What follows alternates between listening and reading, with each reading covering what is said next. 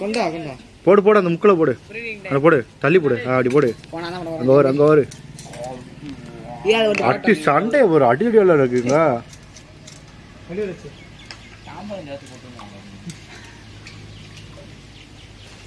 இல்ல அங்கிட்டு தள்ளி போடுங்களே. சாம்பார கலை கடிங்க. இப்ப பாருங்க நம்ம ஆளு நம்ம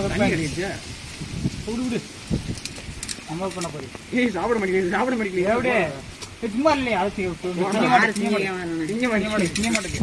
திங்க வைக்கவும் நான்